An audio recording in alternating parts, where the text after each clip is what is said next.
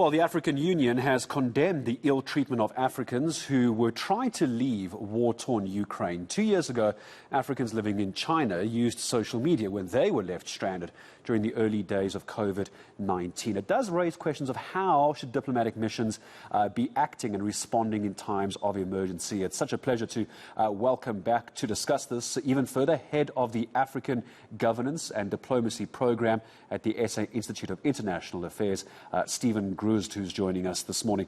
Stephen, such a pleasure to have you back on. So that key question, in times of emergency like this, how should diplomatic missions respond? Because they have to be careful not to overstep. They've got to be careful not to jump the gun and create panic. But they also can't leave citizens stranded.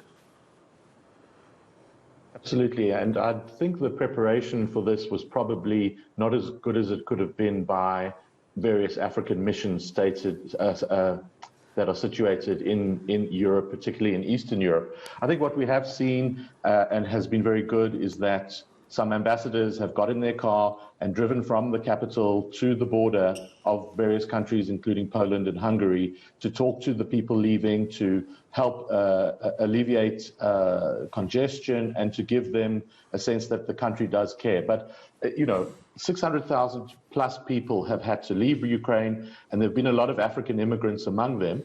And there have been complaints of discrimination at the border post, which is just despicable. I think people are desperate and are trying to get home, trying to get to safety. And I think more needs to be done in terms of tracking our citizens that are overseas, working or in university mainly, and providing them with the consular services. This one is complicated because there's no flights out of Ukraine. The entire airspace is closed. So everybody's got to travel by foot or by taxi or by bus or by train. So there are a lot of entry points, and it's very, very difficult for these desperate people trying to get home, mixed in with regular Ukrainians, families, women and children that are also trying to flee the fighting. And you're absolutely right. It's not to discount by any means just how complicated this is because of everything being shut down. Everyday life has literally come to a standstill. You can't just jump on a plane, as you say, Stephen, and get out the country.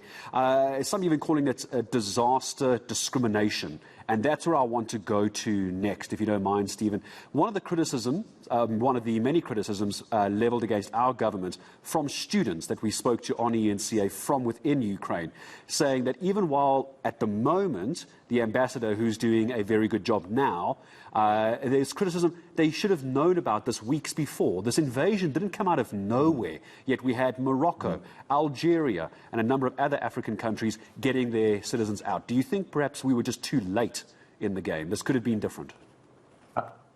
I think there is a bit of that. I think the world had the expectation that Putin was bluffing, that this build-up of 200,000 troops on the borders with Ukraine, the recognition of the breakaway republics, all of that, people thought and hoped and prayed it would avert a war, but that's not what's happened. And there's been a major large-scale invasion of Ukraine. So I think it's incumbent on every embassy to have a disaster management plan that really adapts to the circumstances. And this is a disaster.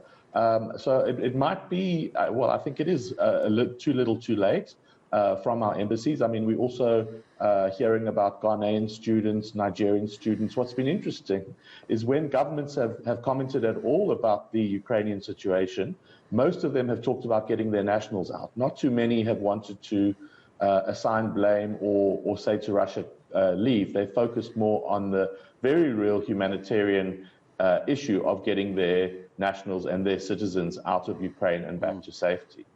Just let me leave this as a last question to you, Stephen. I'm going to ask you to put your international affairs hat per se back on from a politics perspective. Just a last question.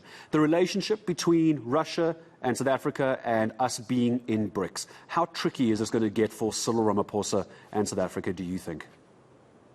So if this was on Facebook, our relationship status would say it's complicated. Like the other BRICS, South Africa has tried to remain as neutral as possible. I think, just very quick recap, there was very little said in the run-up to the invasion just before the invasion, South Africa issued a statement saying that all sides must respect the law and all sides must talk. Then the invasion happened. Then Durko issued another statement that said Russia must withdraw its troops, clearly assigning responsibility.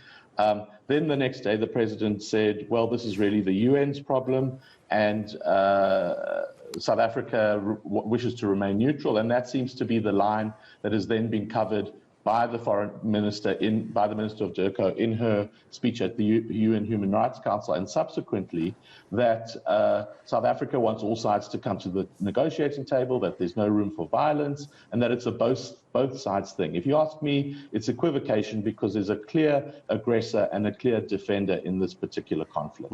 It's going to be fascinating to unpack, and we always look forward to hearing from you again. Stephen, thank you very, very much for taking time to speak to us. Stephen Gruzd, head of the African Governance and Diplomacy Program at the SA Institute of International Affairs.